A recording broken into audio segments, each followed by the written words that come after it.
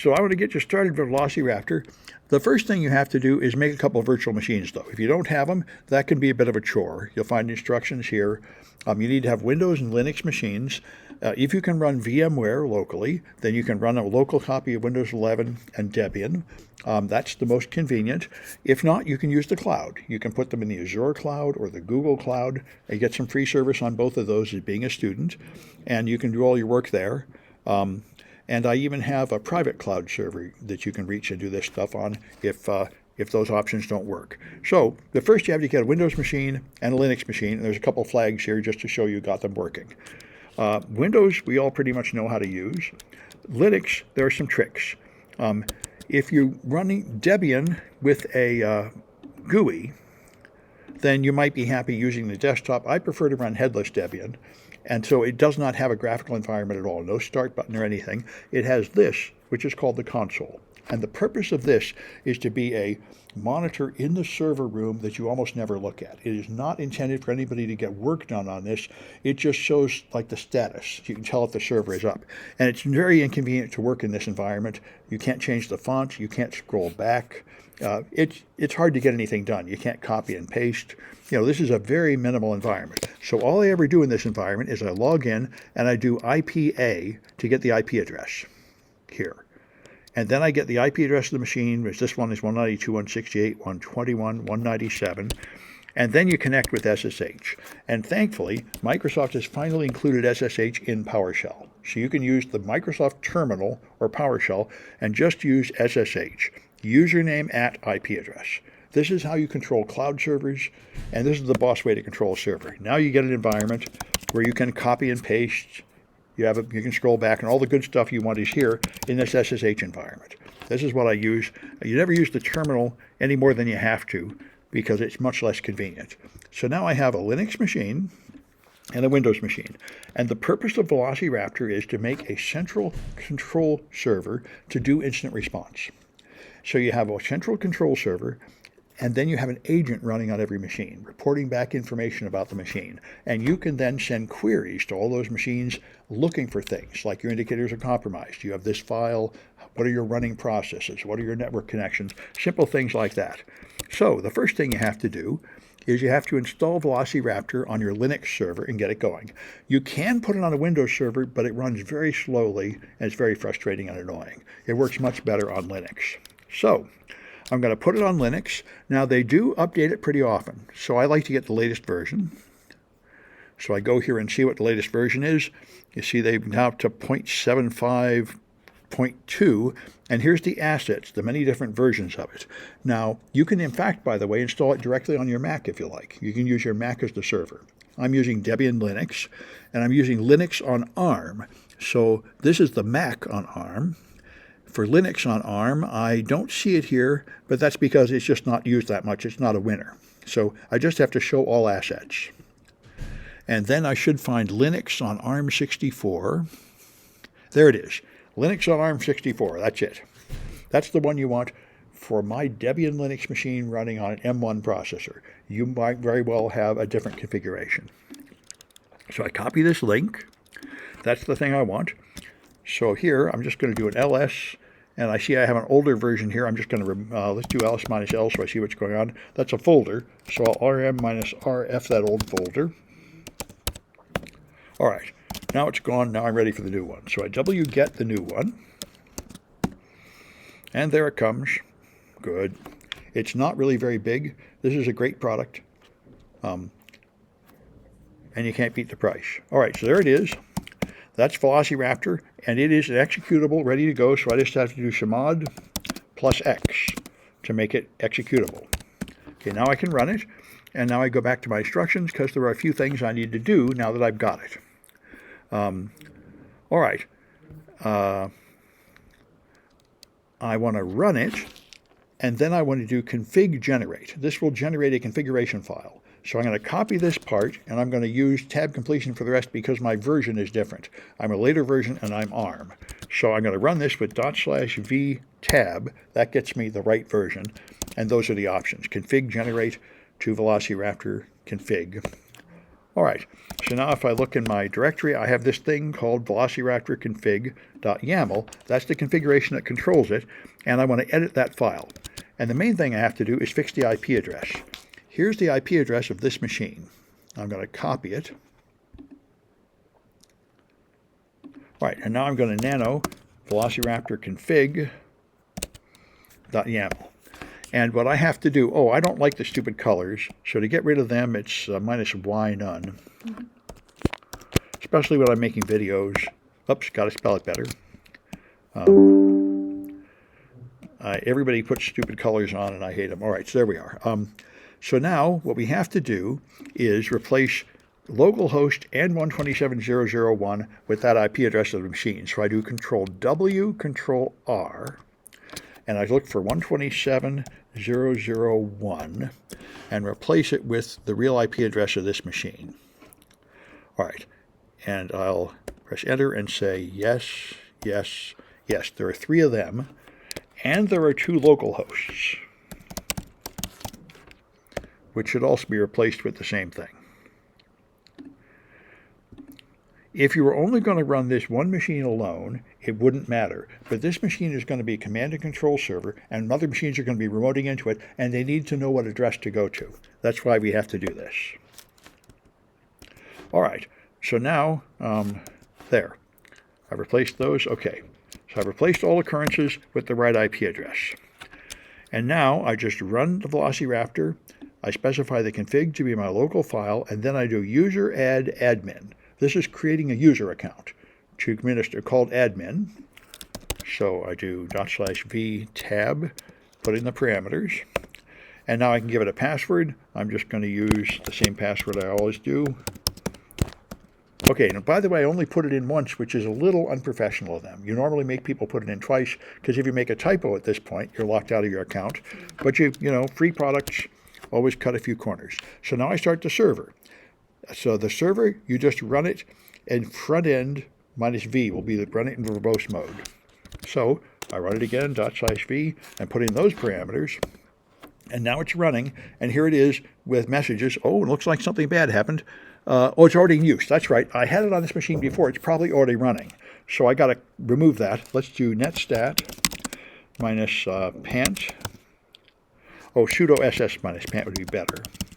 It's a more modern solution. Okay, this will show me, whoops, I got 2 dashes, Control C. Maybe there's only 1 dash. Let's try that. Yeah, okay, there it is. This shows me running processes and what ports they're listening on. And the point is there is something running called Velociraptor. There it is. And the PID is 791. So I can do kill 791. And then try it again. Yeah, now it's not running. Okay, so I removed the image file for Velociraptor, but I didn't remove the running process. Now I've done that. So now I should be able to run the front end. Okay, and it's ready. Front end is ready to handle requests on this address. So now you can just open, the GUI is available on this address. So you just open that address in a browser. Let me open up Opera. I like to use Opera for this kind of thing. You can use whatever browser you want. And I go to that address, and it warns you that it's not private because I don't have a real public certificate, so I have to agree to go to it in an unsafe way. It is HTTPS with a self-signed certificate, which is, and now the account I just created was admin, and the password I chose, and now I'm in. This is the Velociraptor server. You see the little ornamental thing here and all that jazz. So now we can do things. Let's go back to our instructions. So we got the server running. We got the GUI. All right. And there's some tricks if you're going to be in Azure. So there's a way to find a flag in here. But the most important thing is you get a Windows client. So we're going to go. Now, this SSH session is busy. So I'm just going to leave it go and open a new one. And SSH student or Debian at that address, which is up there, 192, 168, 121, 197. All right. All right. And now, I worked right in the home directory, so I don't need to change directories. I need to edit the config file. All right, so nano the Velociraptor config file. Again, we edited it before to put in the right IP address, but now that we're going to put it on the client, we have to make one more correction, which is below what just happened to us. When we connected with the browser, it said, no, this site is not secure. That would happen to the Windows client trying to phone home if we don't do this line in there. So before, let me get rid of the stupid colors again.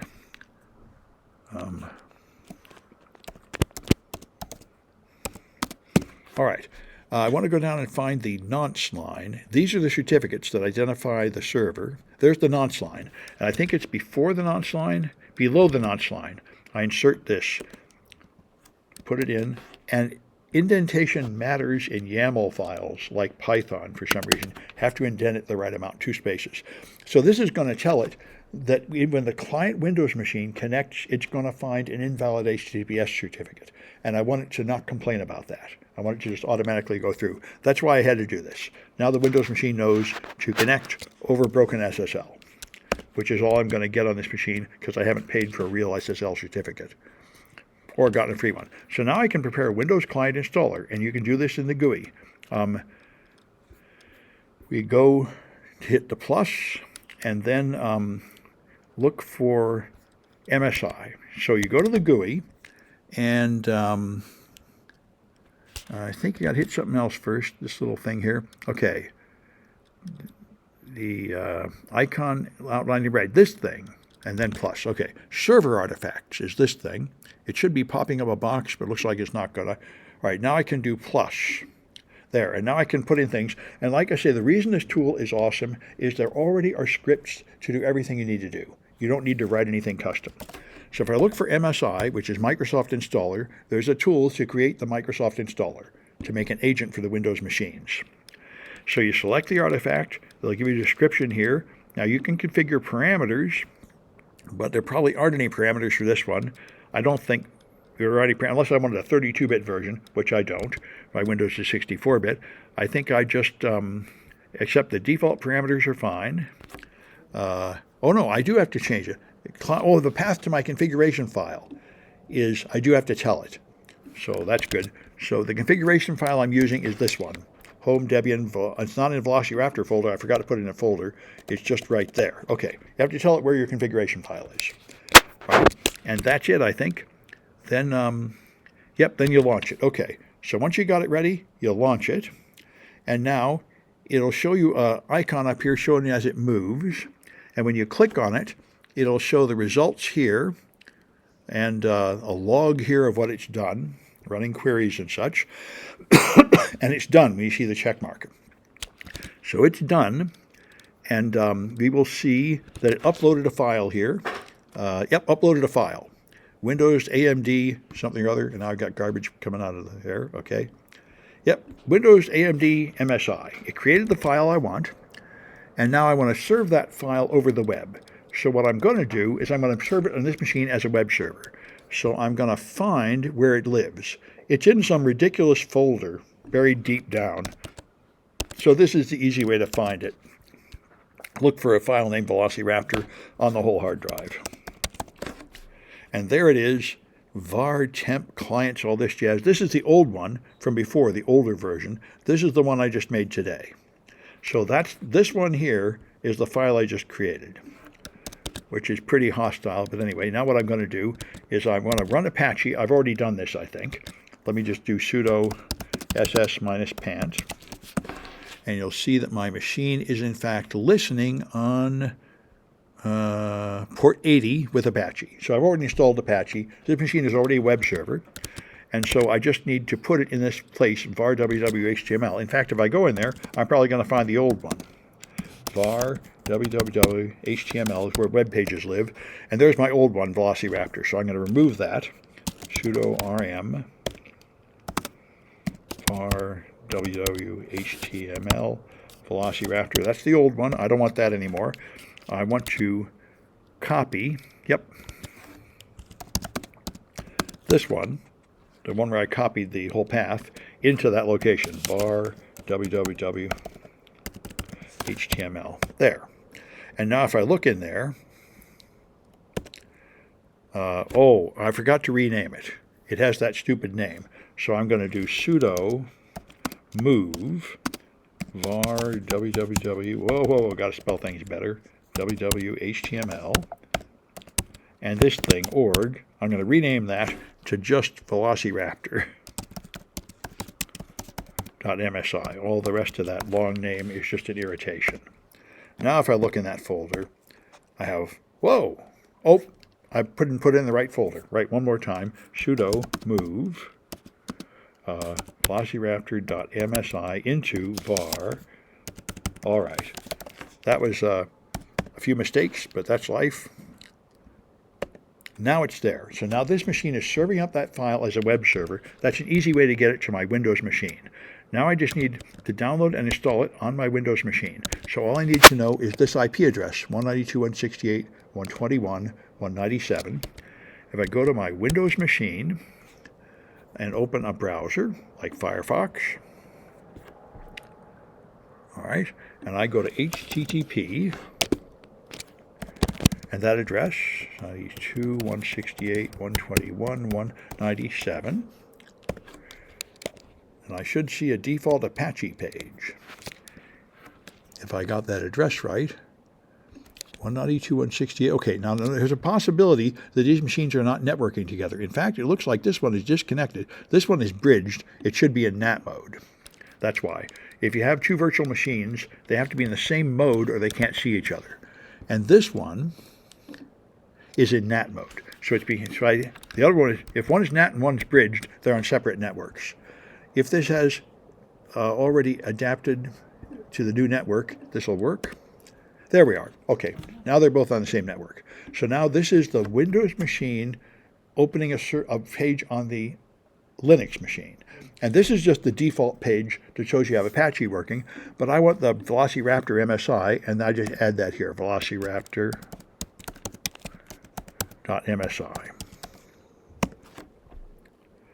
And I don't have permission. Okay, I have to fix that on this end. In fact, you can see, here's the permissions. Read, write, this is only readable by the owner, not by other people. I have to fix that. It's sudo chmod all plus read to that file. There, now everybody can, whoops. Oh, I got to spell it better. Chmod. There. Now it should be readable by everybody. If I do this, now it's read, read, read. Everybody's allowed to read it. This is the owner, this is people in the same group, and this is everybody else. So now everybody can read that file, including this Windows machine. So if I refresh it, now it downloads the file. Okay, so I have it. Now there's an old one there. The new one is called Velociraptor 1. So let's open this, and that's the new one. And I'm just going to get rid of this old one left over from last month. I don't want that. I'll delete it, which is here. There we are. So there's the new one in my downloads folder, and I'm going to just rename it to make my life simpler. Get rid of that one. Velociraptor.msi. There we go. And I think I just want to run it. Let me go back to my instructions. Let's check and see if there's comments in the Twitch. Yeah, permission's good. You're on target. Okay, so here, let's see where we are. We got the agent. Okay. And, all right. Oh, that's coming after we get connected. They're installing Windows Client. Yep, just open it and run it. Nothing else to it. It should be easy as pie. Double-click it, just like installing everything else. That's why you make MSI files. Those are Microsoft installer files. They're supposed to take care of everything automatically. Yep, there it goes. Now it's going to warn me. This is a funny-looking file. I say run anyway. It is placing your machine under remote control of the server, so they're right that this could be bad, but it is what we want to do. So now it's configured this machine, and it's going to have a running service in the background, constantly connecting to the Velociraptor server if everything's been done correctly. So if everything's done correctly, I should now have a Windows client, so I go here and say Show All. And there we are. I now have a Windows client, Windows 11. That only happens if you got all the IP addresses and the configuration file right. Otherwise, you get trouble. So I can now find information about the Windows client here. And one thing you can do is use the virtual file system. You can examine the files directly. You can go to the NTFS volume and you'll see like the C drive here. And you can like wander around on the C drive like C users, students, and then you can refresh what's on here with this one. And I'll find like their desktop and documents and all that jazz. You can navigate the file, you can navigate the registry this way. This is one way to use Velociraptor, to wander through the file system. This is for the birds. I never do it this way. But it is an option. The way you actually get anything done is you use forensic artifacts that are in scripts all ready to go. So there's a couple of flags to find here using that stuff. But the way you actually use it is you use pre-prepared scripts. So let me get out of here. I don't care about this thing. I want to go back to all and click the name, client ID. What you normally use is this here, collected. And now you use the plus sign and you can ask it for almost anything you want. Like I can do netstat, Windows netstat. If I just run this, it's going to run netstat on the machine. Here it is running. It's done. And here's the results. It's giving me all the network connections from that machine. And I could run any other command I want, and there's commands to do practically everything. Like you can get the running processes, the registry keys, the files. You can search files by content, and that's what we'll do in future classes. Once you get this working, and this is a good couple of projects, first you have to get your machines going, and then you have to get them to talk to each other, and usually students have a lot of trouble, because if you make any mistakes in the IP addresses or config file, or a firewall, or it's on the wrong network, it doesn't connect. So there's some debugging required to get, but when you get to here, you got your Velociraptor server running, and then I got 3 cases where we infect the Windows machines with some malware and detect the malware remotely with Velociraptor.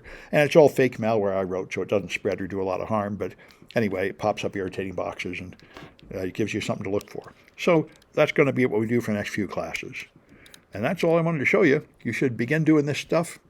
Start getting your Windows virtual machines up, which you might have them already ready from another class, but if you don't, it's a bit of a chore the first time to get your virtual machines running.